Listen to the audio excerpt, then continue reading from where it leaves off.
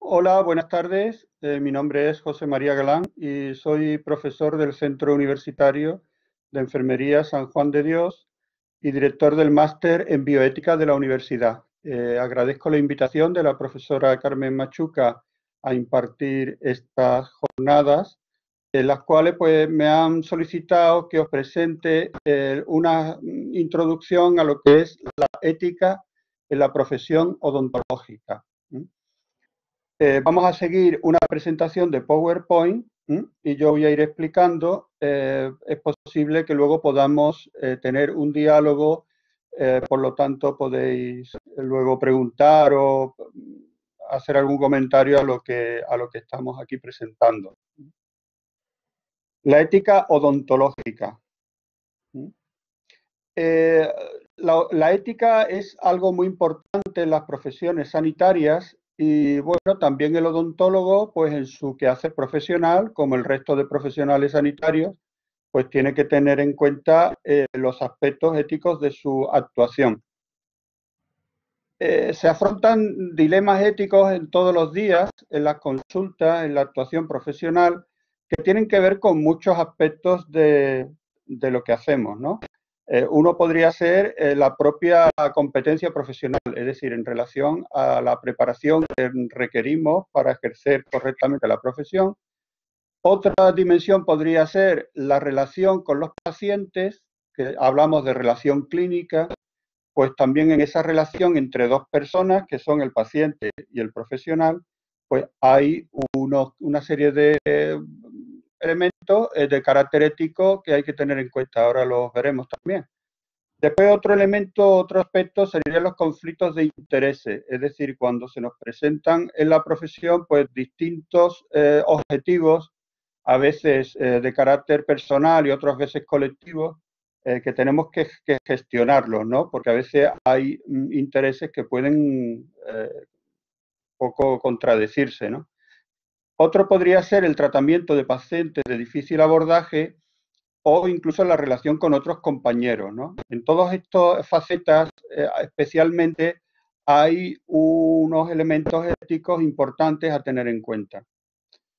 La ética tiene que ver con la humanización de la asistencia. Entonces, la humanización de la asistencia lo que pretende es, bueno, poner a la persona en el centro de la actuación profesional, a la persona del paciente y también a la persona del profesional, como es natural. Es decir, somos personas, somos seres humanos que estamos relacionándonos porque hay una solicitud de ayuda por parte del paciente a un profesional de la salud y, lógicamente, son dos personas las que están actuando y no es solamente un objeto de estudio o de actuación, aunque sea terapéutica, sino que alguien al que estamos atendiendo y que, por tanto, tenemos que tener en cuenta toda su realidad personal. Por lo tanto, es importante la humanización de la práctica de la odontología. Ver a enfermos, no ver a enfermedades, no ser indiferente al paciente como persona y tratarlo con respeto y con dignidad.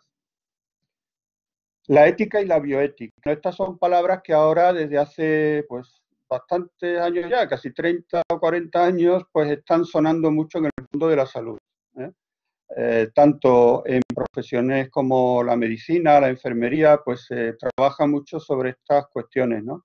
Incluso hay comités de ética en los hospitales, donde con estos comités se asesora a los profesionales y a los ciudadanos sobre cuestiones éticas que surgen, dudas que hay, para, digamos, aplicar la ciencias biomédicas a la realidad teniendo en cuenta los derechos humanos de las personas, ¿no?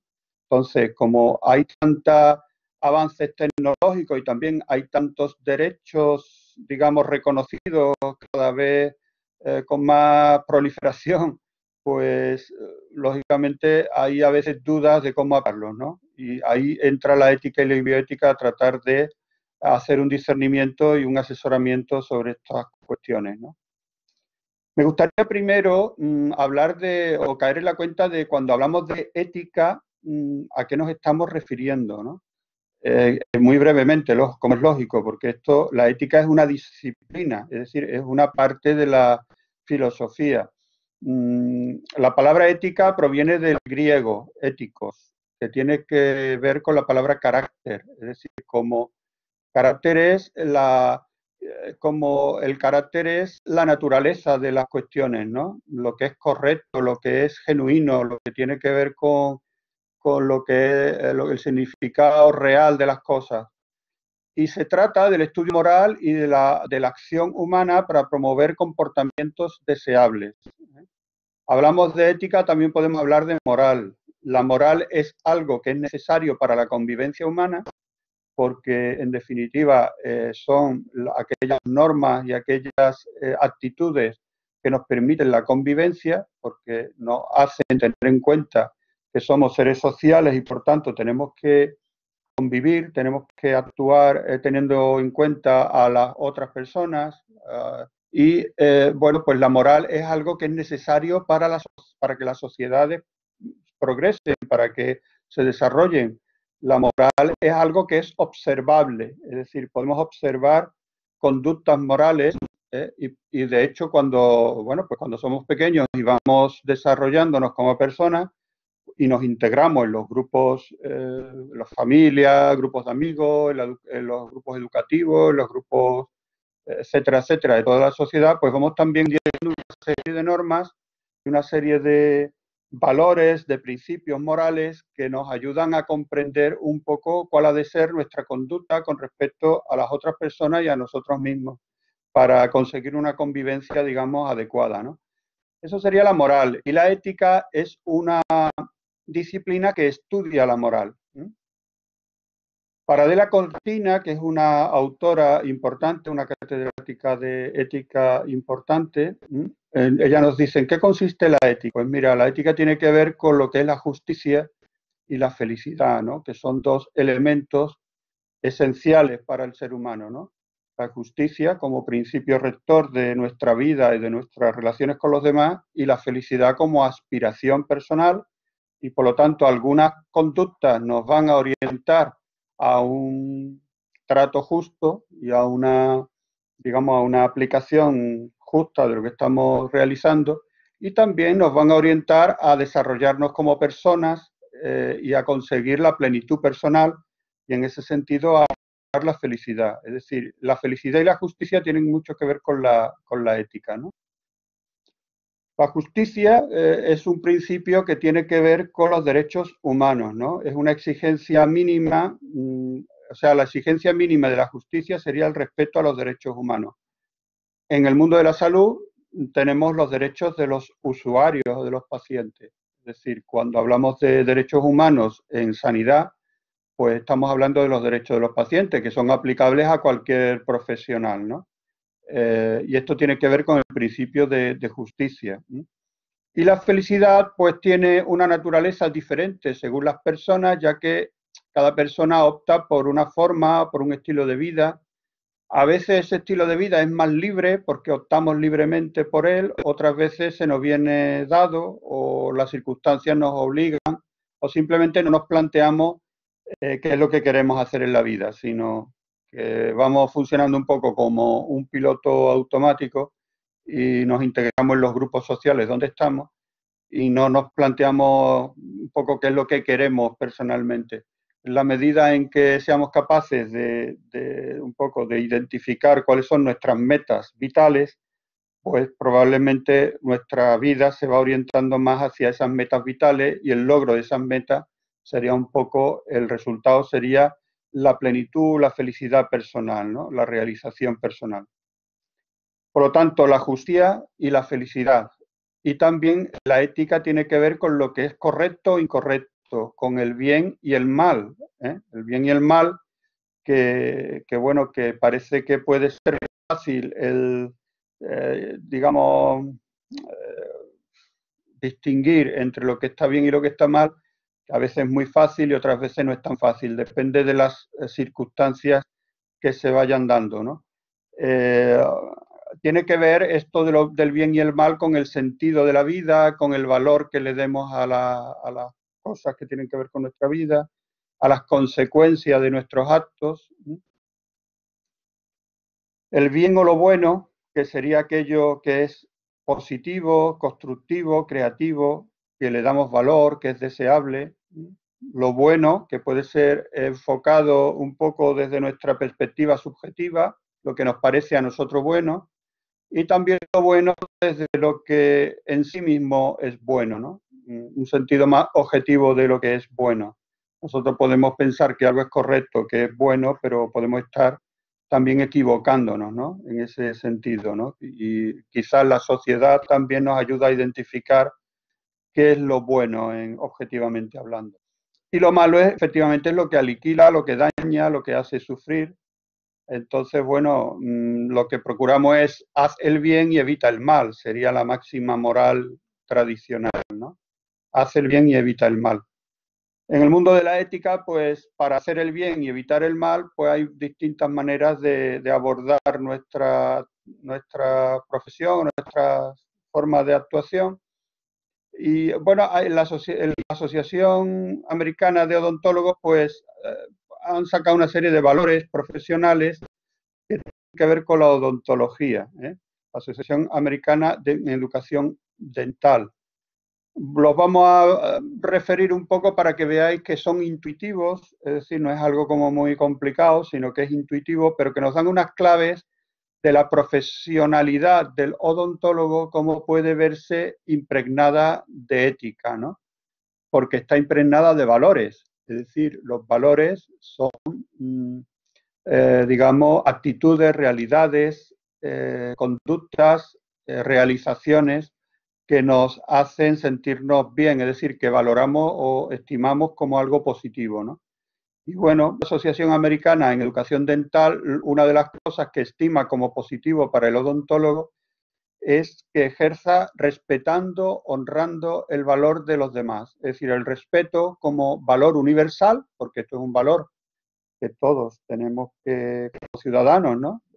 Estamos llamados a respetarnos los unos a los otros, las personas como personas, pero que los profesionales, pues, tienen no sé, tienen un valor o una exigencia mayor, ¿no? Porque estamos normalmente ante personas que necesitan de nuestro cuidado, que por eso vienen, porque hay una carencia, hay una demanda, hay una necesidad, y entonces nosotros que estamos en una posición un poquito de asimétrica, ¿no? Porque estamos un poco con más poder, porque tenemos el conocimiento científico, porque tenemos la habilidad para resolverle su problemática. Bueno, pues ese poder o esa capacidad científico-técnica que tenemos, no podemos ponerla por delante del respeto, ¿no? Tiene que estar al servicio de la persona, ¿no? Y la actitud de respeto ante el otro, pues nos ayuda a que esto sea así, ¿no? Otro valor importante sería el valor de la responsabilidad.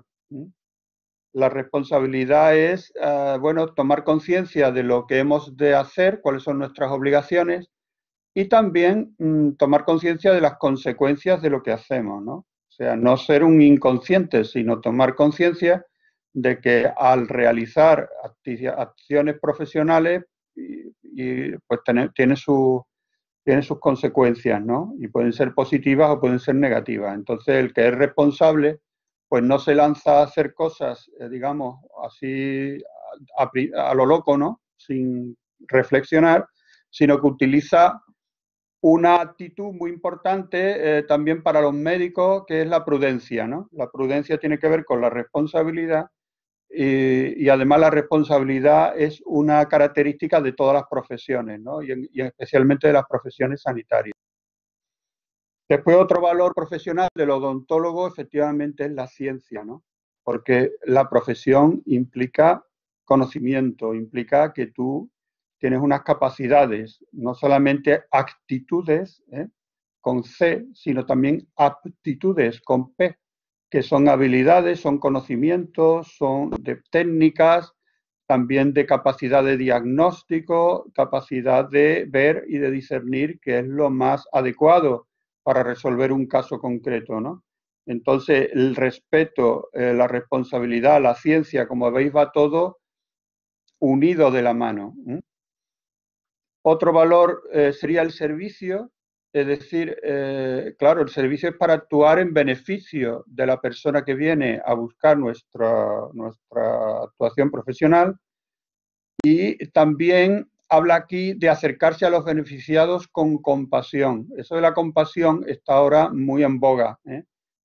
A nivel, digamos, de literatura científica, a veces, bueno, nos podemos encontrar en Medline o en revistas, sobre todo americanas, el concepto de compasión como un concepto importante dentro de la ética de las profesiones de la salud. Está recuperándose este concepto, ¿no?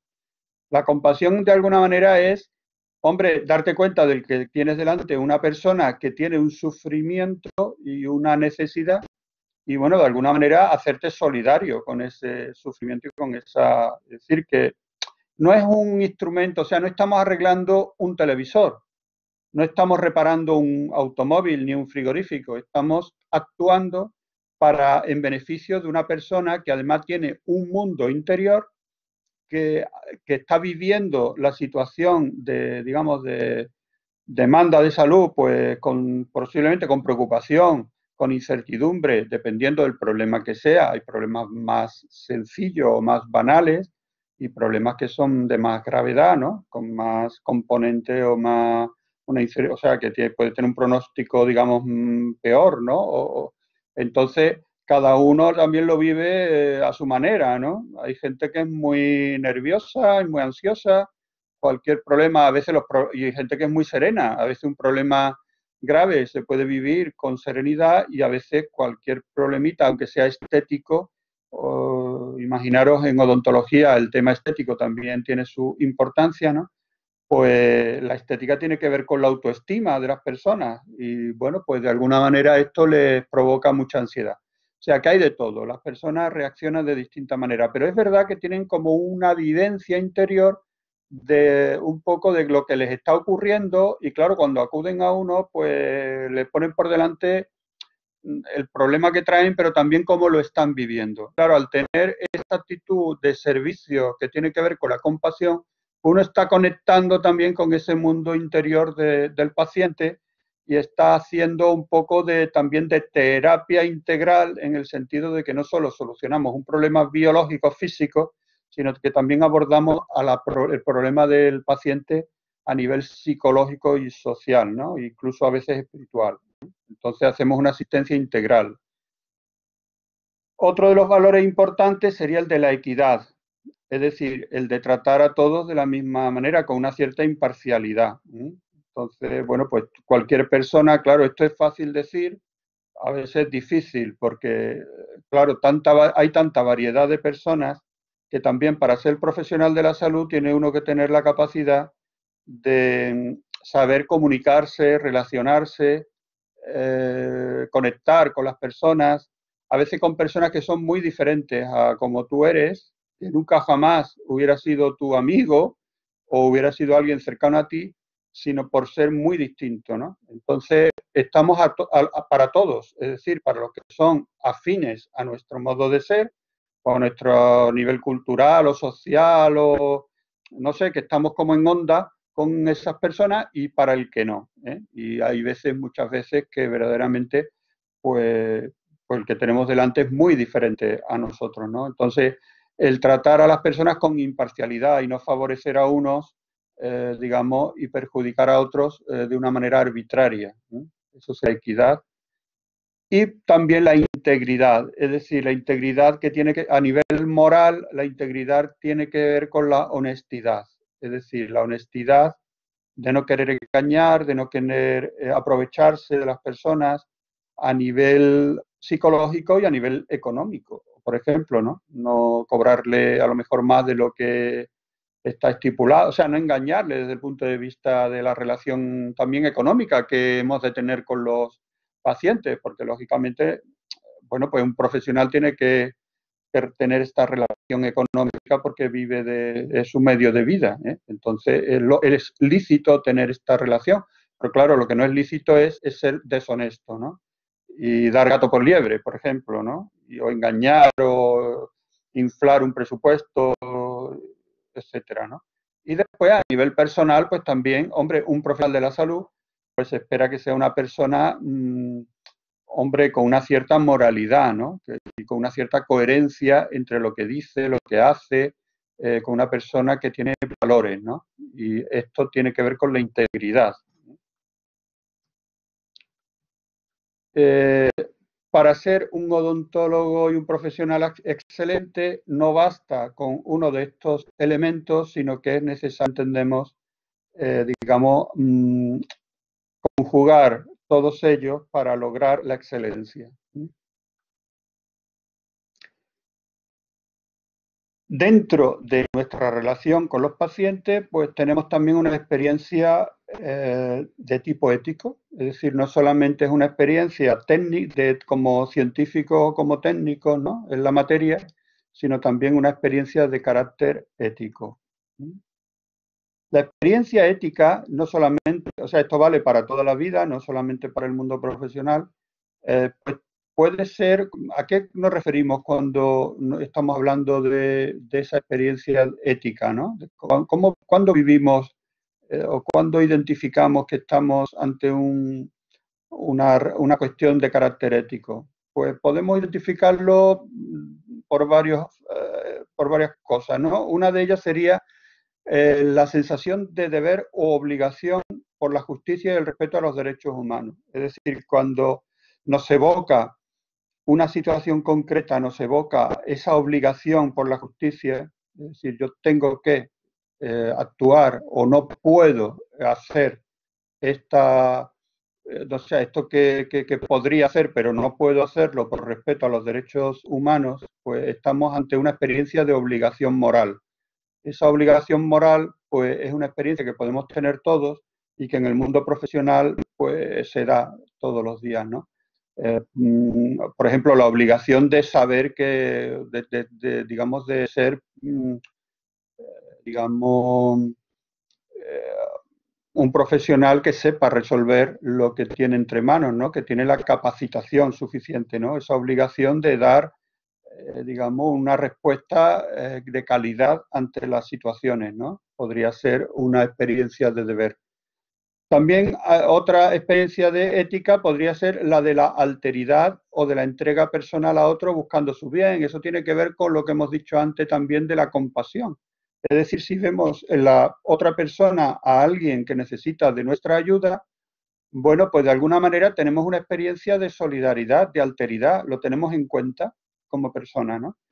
En nuestra labor obra un sentido humanista y un sentido que no solamente es por el deber, digamos, de justicia, de hacer las cosas por justicia, sino también bueno, porque nos sale del corazón bueno, pues el atender a la otra persona como se merece, pues como persona que es. Es decir, eso es el concepto de alteridad, ¿no? De que tengo en cuenta al otro. Y después también de la búsqueda de felicidad personal o colectiva a través de acciones útiles, ¿no? O sea, a través de mi profesión, pues lógicamente, si yo tengo una cierta vocación y me gusta lo que hago y lo hago con satisfacción y soy muy hábil en lo que hago y me pongo al día y me gusta, en fin, pues todo eso al final es un desarrollo personal que de alguna manera esa faceta mía profesional pues se va desarrollando, va creciendo y vamos pues sintiéndonos satisfechos de lo que hacemos y de lo que somos, ¿no? Entonces todas estas experiencias tienen que ver con la ética. Bueno, la ética también, pues, de alguna manera, pues, decía el modelo de James Rest, nos indica cómo para ser ética o para ser una persona ética, pues también hay una serie de elementos que entran en juego, ¿no? Él hablaba de la sensibilidad moral, del juicio moral, la motivación y el carácter moral, ¿no? Creo que es interesante porque la sensibilidad moral es el darnos cuenta de que lo que hacemos tiene un componente ético, es decir, que tiene un componente, por un lado, de justicia, por otro lado, de felicidad, por otro lado, de obligación moral, ¿eh? Y esa capacidad de darnos cuenta de que cuando actuamos estamos haciendo el bien o estamos metiendo la pata, estamos haciéndolo mal, ¿eh? Desde el punto de vista de los valores. Entonces, cuando somos capaces de darnos cuenta de que estamos ante una actitud buena o positiva, ante una conducta positiva o una conducta negativa, y reconocer eso, es que somos sensibles, moralmente sensibles.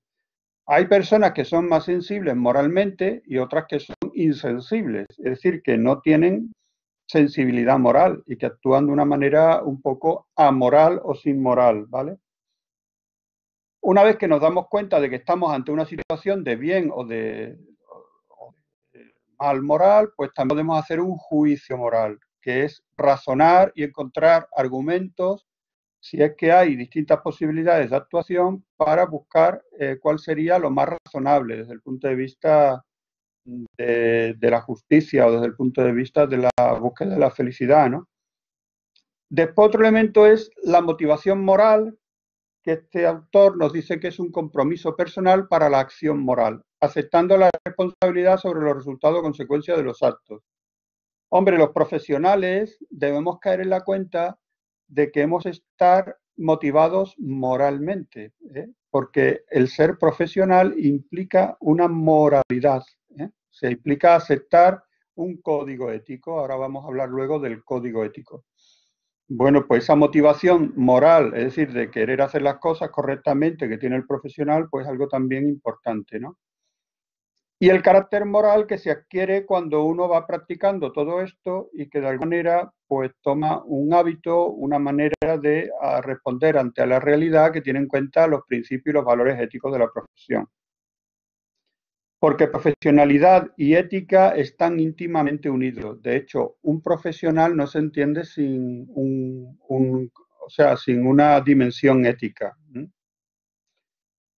Porque por profesión, ¿qué se entiende? Pues una ocupación que se desarrolla con el fin de colaborar con el bienestar de una sociedad. Es decir, el profesional es un bien para la sociedad. Lo estamos viendo ahora con el tema del coronavirus, que, bueno, pues las profesiones sanitarias están en el top, ¿no?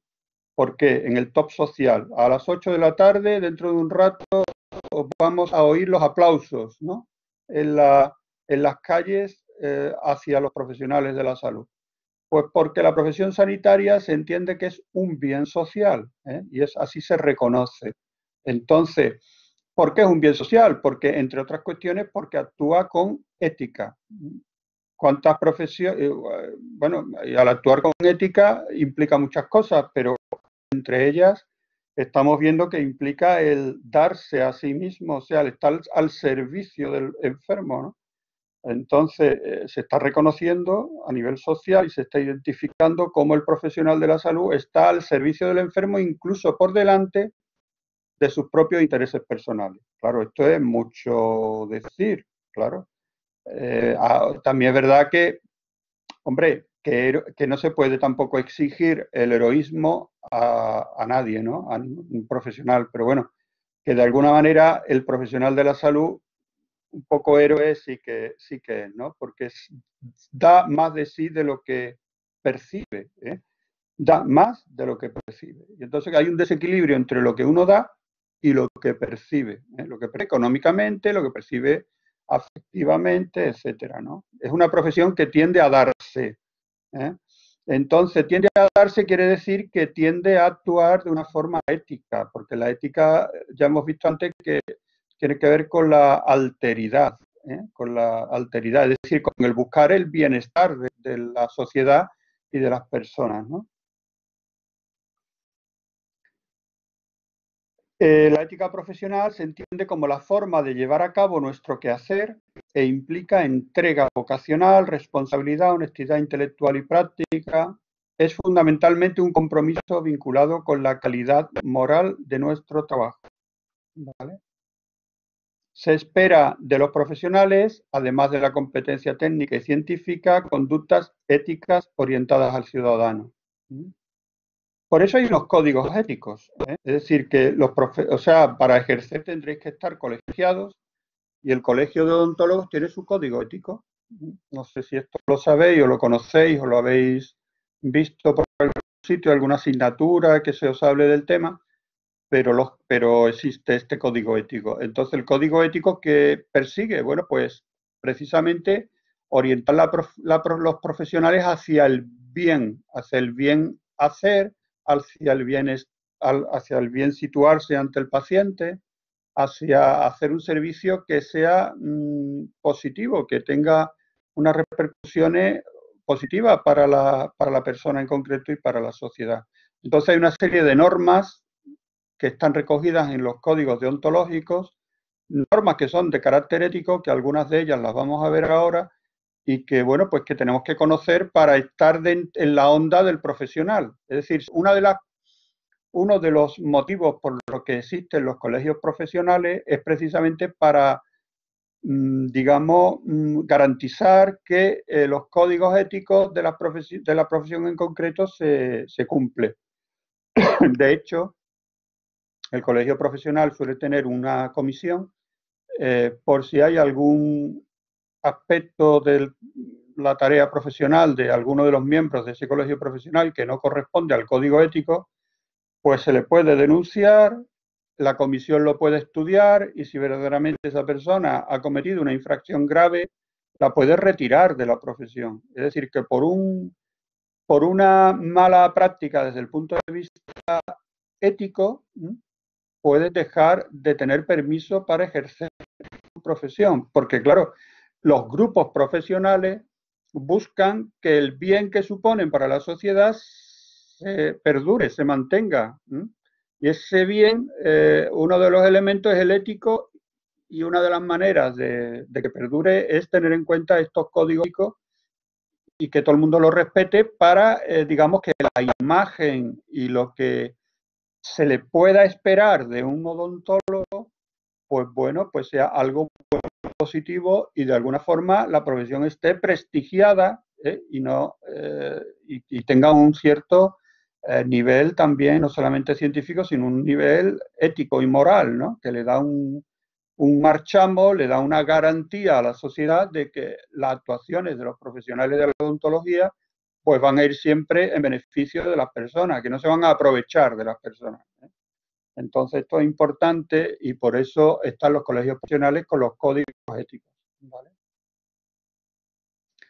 ¿Qué es ser odontólogo hoy? Pues todo esto que estamos viendo tiene que ver con la identidad de la profesión. Yo no sé cómo habéis llegado cada uno a estudiar esta carrera. Supongo que por diversos intereses, ¿no? O no sé si es porque tiene salida laboral o es porque os gusta la parte técnica que tiene tan interesante, ¿no? O no sé los motivos, ¿no? Probablemente una profesión, la motivación que tiene es el servicio al paciente, ¿no? Es la inclinación al servicio a otras personas que necesitan de nuestras capacidades, ¿no? Esa sería un poco la motivación más genuina, que es la vocacional. La vocación, ¿qué es? Pues una vocación es una tendencia a, bueno, pues a realizar los fines de la profesión, una llamada personal o una identificación personal con los fines de la profesión a la que uno se dedica. Entonces, bueno, pues se dice que es una persona vocacionada y bueno, eso tiene que ver con las profesiones. Antes solamente se hablaba de profesión cuando se hablaba de las profesiones sanitarias, de los jueces y de los jueces fundamentalmente, ¿no? Eso eran los profesionales. El resto de trabajo eran más bien trabajos que eran oficios, es decir, ¿qué diferencia hay entre un profesional y una persona que ejerce un oficio? Que el oficio es un trabajo muy digno también, muy estupendo, ¿no?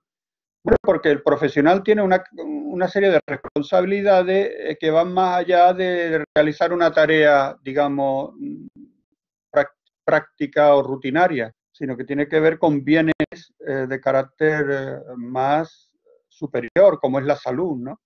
O que tiene que ver con la libertad de las personas también, con la salud, que tiene que ver con lo más genuino de la persona. Entonces la profesión se encarga de lo más genuino, ¿no? De la persona. Y hay una serie de actividades que definen a las profesiones.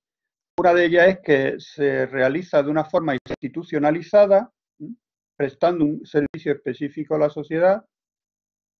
pues ya vemos cómo esto no es el ser odontólogo, no es una cuestión personal, individual, sino que perteneces a un colectivo, ¿sí? El colectivo de odontólogos, que sois un grupo, un gremio profesional específico.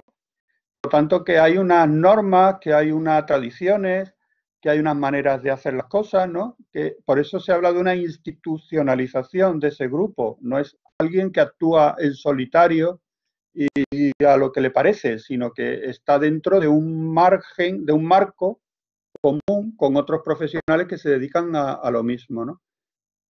Y entonces también otra característica sería que esto lo realiza un conjunto de personas vocacionadas, autónomas, responsables, que se dedican a esta actividad de una forma estable y en realidad es un medio de vida.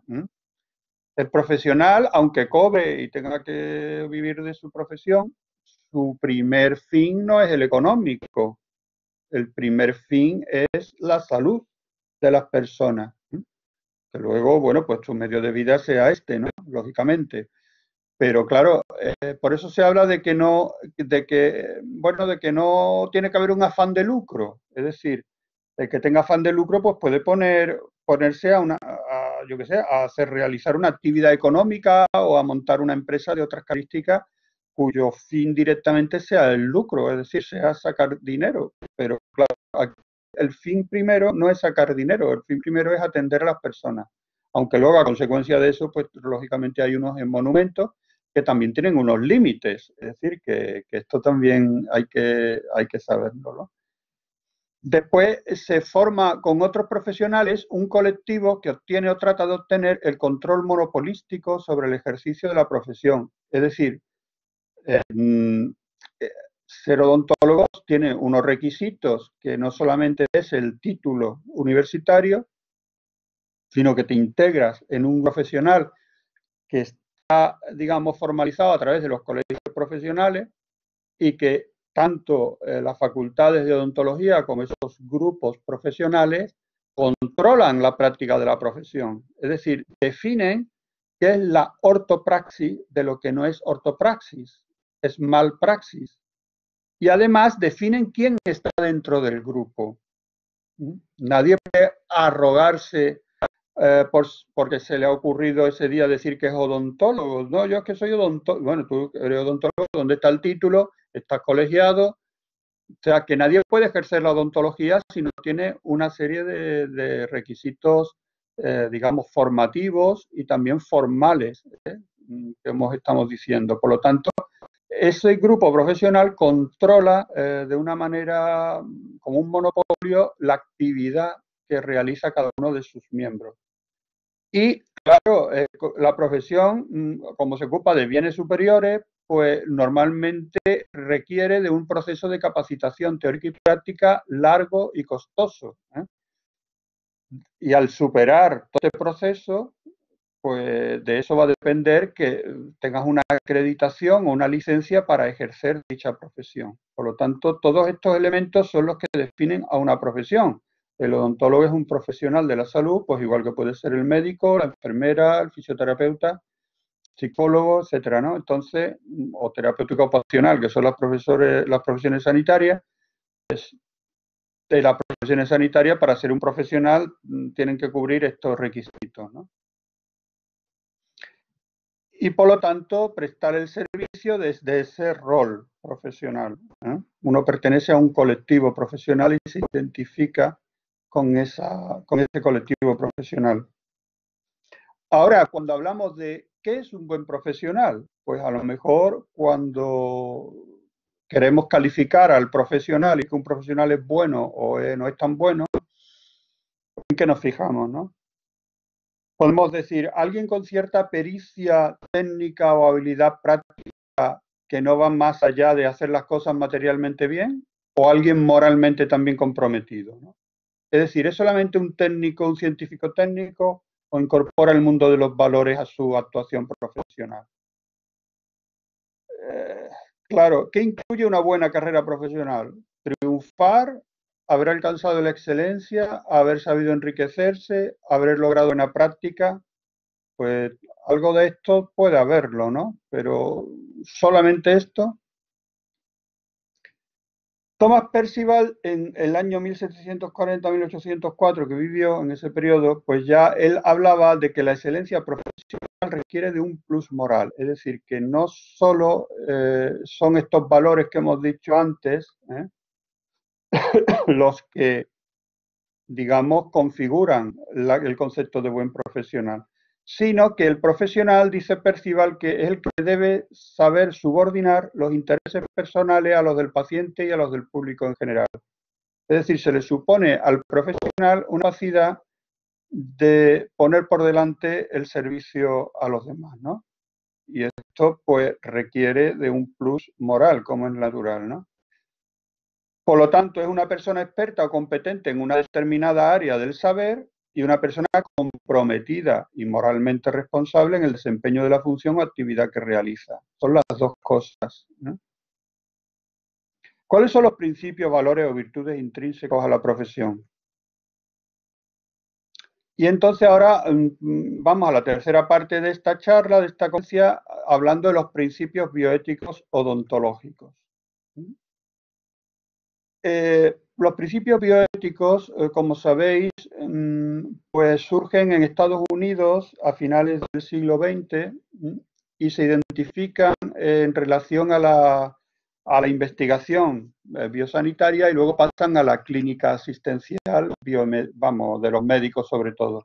Y a través del medio de esta ética médica, pues se traslada a todos los profesionales sanitarios. Los principios bioéticos lo que persiguen es identificar algunos principios de carácter ético que sean intuitivos y que de alguna manera orienten de forma intuitiva el quehacer de los profesionales. De tal manera que por un lado tenemos los códigos deontológicos, como hemos dicho, y que ahora veremos algunas normas deontológicas, pero también están los principios. Es decir, los principios son más sencillos, porque hemos visto por un lado los valores, por otro lado los códigos de deontología profesional y también los principios profesionales, ¿no? Los principios son más intuitivos, es decir, cuando hablamos de beneficencia, de no maleficencia, de justicia y de autonomía, pues más o menos todo el mundo tiene una idea y si vemos una circunstancia concreta, pues mejor podemos tener estos principios en cuenta para actuar de una manera éticamente correcta y de una forma intuitiva sin tener que ser muy mucho de lo que serían las teorías morales, ¿no? Entonces, la beneficencia o benevolencia, que sería básicamente hacer el bien o velar por la salud de las personas, en el caso de los sanitarios. La no maleficencia, que es evitar el mal, el sufrimiento, los perjuicios innecesarios y los riesgos excesivos. No hacer el mal, decía Hipócrates, que sabéis que fue un médico griego de los primeros siglos, primum non nocere, sería un principio ético fundamental. Primero, no hacer daño. Es decir, si le vamos a meter mano a la boca de una persona para resolver un problema, no vayamos a dejarla peor de lo que ya está, ¿no? Sería un poco la cosa. La justicia, tomar decisiones ecuánimes y actuar con equidad, perspectiva universal. Hemos hablado también antes de la equidad. La autonomía, que consiste en respetar los intereses, las preferencias y la capacidad de decisión de cada individuo. Y esto, pues, aplicado a la odontología, pues lo podemos describir un poco más. La no maleficencia.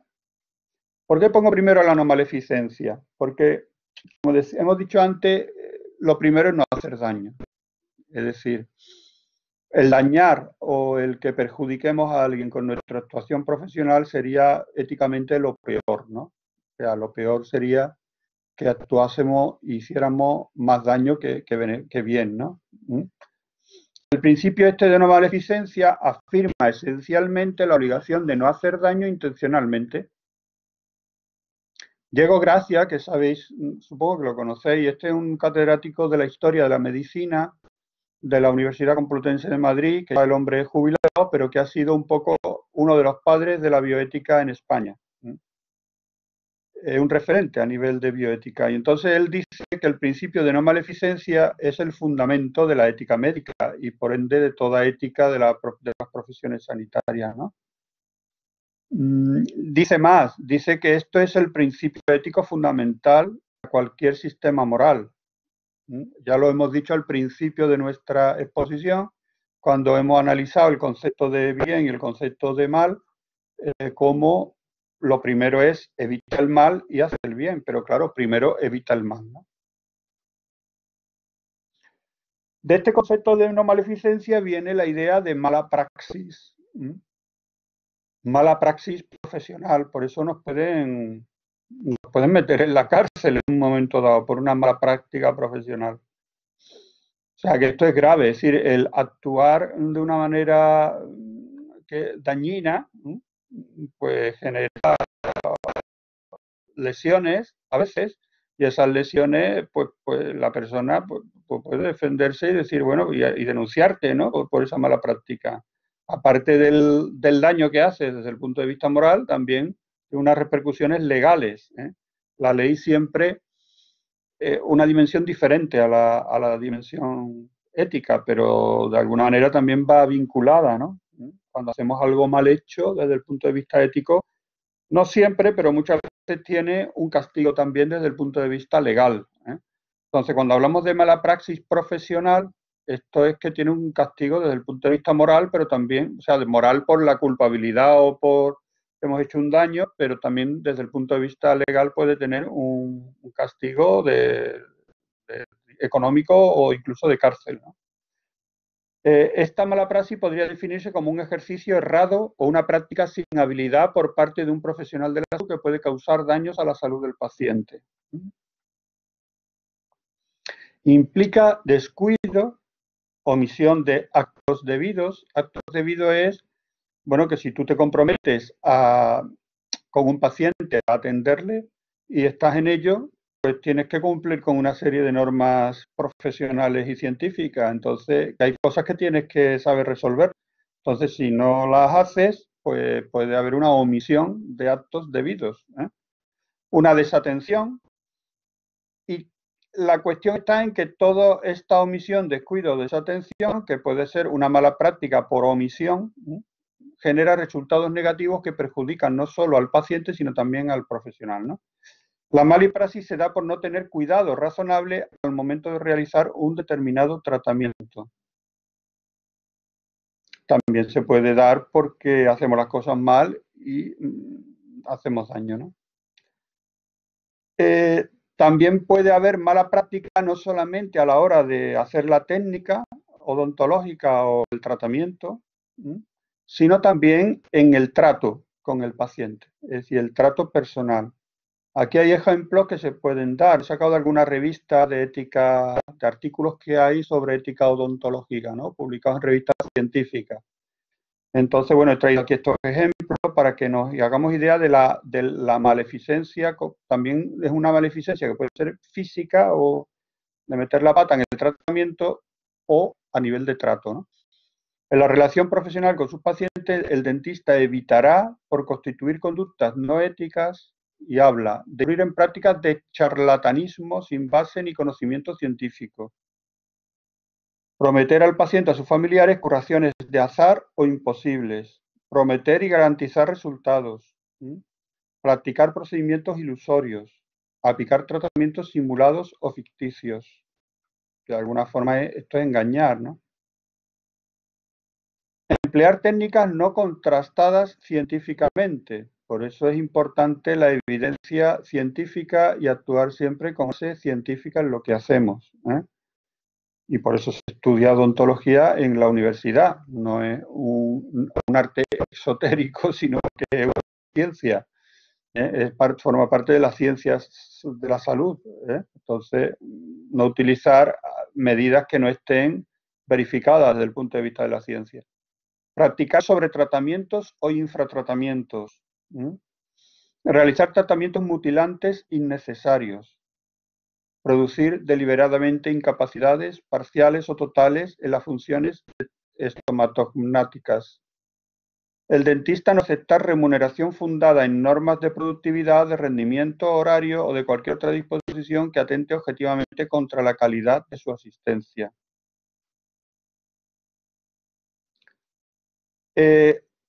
a los odontólogos, que también, como todos los profesionales de la salud, a veces son demandados en los tribunales, pues las áreas más frecuentemente demandadas suelen ser la cirugía, la implantología, la prostodoncia, la endodoncia, la odontología conservadora.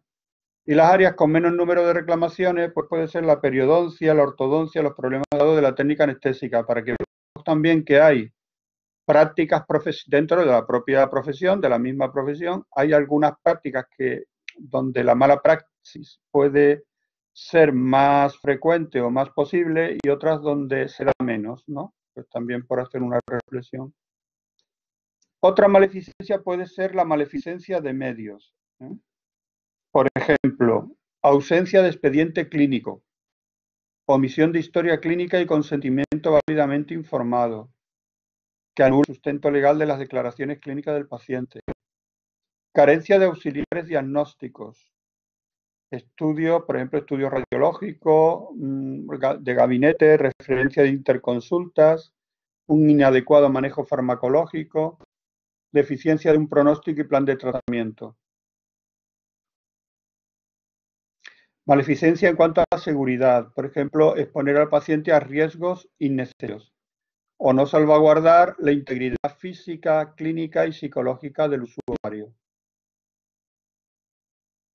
Maleficencia de resultados, anteponer las técnicas rehabilitatorias mutilantes a las técnicas preventivas conservadoras de calidad.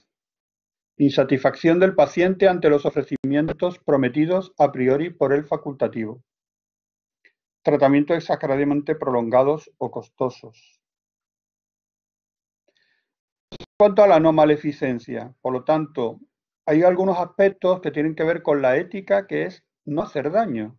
¿Y cómo se hace daño? Pues de todas estas formas que hemos dicho, y supongo también que de otras muchas, ¿no? Estos son ejemplos que ponemos para darnos cuenta de que efectivamente al ejercer la profesión podemos hacer daño y vamos a intentar evitarlo, ¿no? Vamos a tratar de no hacer daño. Eso sería la actitud ética. En cuanto a la justicia, bueno, lo hemos comentado también antes, es el principio de igualdad de los pacientes. Cuando hablamos de justicia en el mundo de la salud, hablamos prácticamente del concepto de equidad. Es decir, el dentista debe atender con la misma probidad y diligencia a todos los pacientes, independientemente de su condición individual, sin distinción por razón de nacimiento, raza, sexo, religión, opinión, naturaleza del problema de salud o cualquier otra situación o circunstancia personal o social, ¿vale? Esto lo hemos mencionado ya anteriormente. El principio de beneficencia, que el primer aspecto que un odontólogo debe asumir con relación a su profesionalismo es el de hacer bien a sus pacientes y dar un correcto tratamiento en el aspecto de salud bucal. Es decir, hacer las cosas bien, lo contrario de la no maleficencia, hacer las cosas bien hechas. La principal lealtad del dentista es la que ve a su paciente. Y ahí es donde puede venir el tema del conflicto de intereses, es decir, cuando la lealtad al paciente se pone por detrás de otros intereses que, bueno, pues sobre todo pueden ser intereses económicos, comerciales, etcétera, ¿no? Entonces, lo primero, el paciente, no pongamos por delante intereses de otro tipo, ¿no? Entonces, su salud en general y la salud bucodental deben de anteponerse a cualquier otra conveniencia. El dentista, en el ejercicio de su función, dará preferencia a los intereses del enfermo sobre cualquier otro, incluidos los propios. Establecer en este marco de la beneficencia una relación clínica adecuada. Hemos hablado de los valores al principio que han de tener los profesionales de la odontología, ¿no? El respeto, la responsabilidad, la integridad, el conocimiento científico, etcétera, ¿no? Entonces, todo eso hay que ver con una adecuada relación clínica en el trato o en la comunicación con los pacientes, ¿no? Y con sus familias también. El objetivo también es que exista respeto, consenso, una buena comunicación, ¿no? La relación del odontólogo con el paciente es una actividad recíproca que necesita comunicación, cooperación, participación mutua. De igual manera, el nivel de satisfacción del paciente relacionado con sus expectativas va a depender del grado de empatía, comprensión y compasión tanto del dentista hacia el paciente como viceversa. Es decir, que hay una buena relación interpersonal.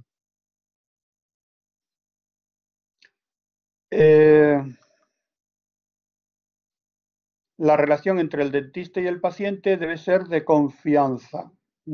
Por ello, en el ejercicio de su profesión, el dentista actuará siempre con corrección, educadamente, respetando en todo momento la intimidad de su paciente, así como las convicciones de este o de sus allegados, que a lo mejor no compartimos.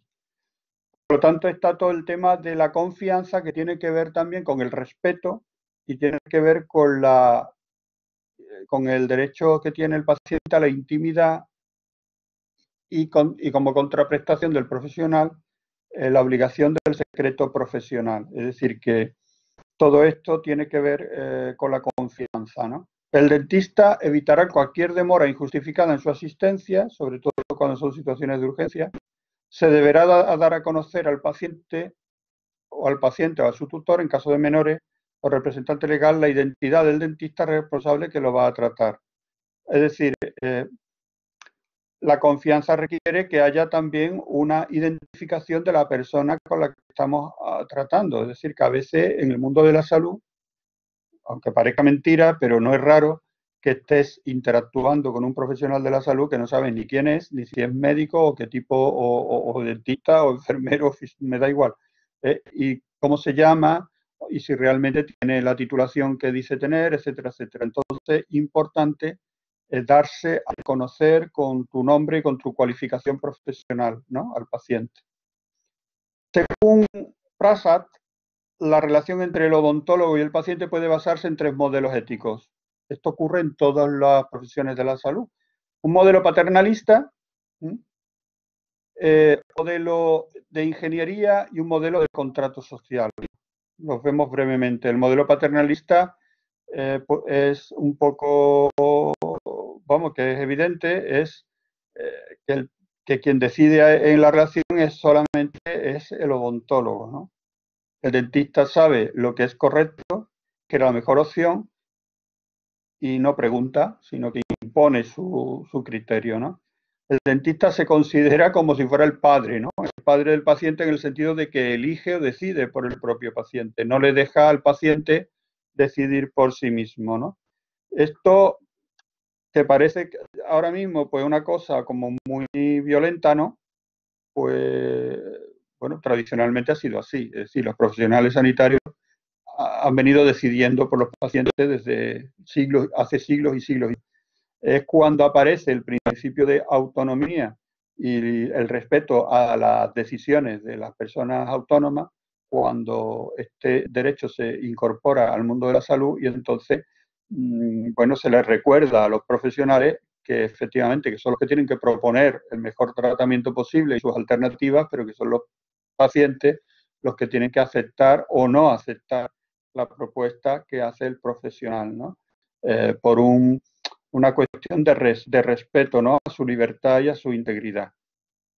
Otro modelo sería el modelo de ingeniería.